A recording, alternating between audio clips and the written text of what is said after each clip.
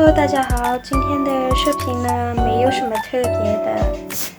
今天也 vlog 里也罗 ramen 录下的 vlog 里过呢，အိမ်မှာမိုးအေးအေးလေးနဲ့အပြင်လည်းမသွားချင်တာနဲ့အိမ်မှာဝယ်ထားတဲ့ ramen လေးလည်းရှိရတယ်။ramen လေးလုပ်စားဖြစ်တာပါ။မနက်စာမစားရတဲ့အတွက်အကွေကောက်ကိုရေဖြောပြီးတောက်မယ်။ပြီးရင်ခောက်ဆွဲပြုတ်မယ်ပေါ့နော်။ခောက်ဆွဲပြုတ်ရင်းနဲ့တစ်ဖက်မှာသူ့ရဲ့ sauce အနည်းလောက်ထားမယ်ပေါ့နော် sauce ထဲမှာကျတော့သူ့ထဲမှာပါတဲ့အမုန်းထုတ်လေးနဲ့အနည်းရဲ့ပြီးတော့ကြက်ဥကိုမပြုတ်ပြီးအစိမ်းလိုက်ခောက်ပြီးထည့်မယ်ပေါ့နော်အဲ့လိုဆိုလို့ရှိရင်အရန်ကောင်းပါတယ်သူများရေဘယ်လိုလှုပ်ရှားလဲတော့မသိဘူး Jenny ကတော့ဒီလိုပုံစံလေးနဲ့လှုပ်ရှားဖြစ်တယ်ပေါ့နော်you can try guys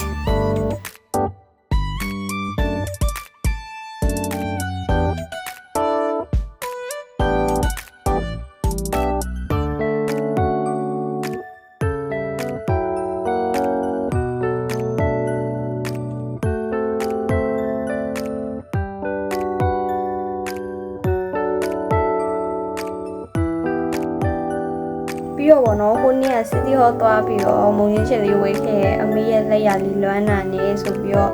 စီတီဟောကိုပြေးသွားပြီးတော့မုံရင်းချင်ဝေးခဲ့ပါတယ်ခောက်ဆွဲစားပြီးဆိုလို့ရှိရင်ကွာမုံရင်းချင်နဲ့စားတဲ့အရသာလုံးဝအရင်ကောင်းတယ်ရာမန်ခောက်ဆွဲလေးရယ်ကင်ချီရယ်မုံရင်းချင်ရယ်တကယ်လုံးဝ perfect ဖြစ်နေတဲ့နေ့လေးပေါ့နော်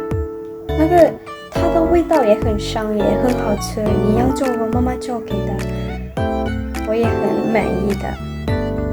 ဒီနေ့ရဲ့ vlog ရတော့ ramen လို့ဆိုတဲ့ vlog လေးပဲဖြစ်ပါတယ်။အားလုံးအဆုံးထိကြည့်ပေးတဲ့အတွက်ကျေးဇူးတင်ပါတယ်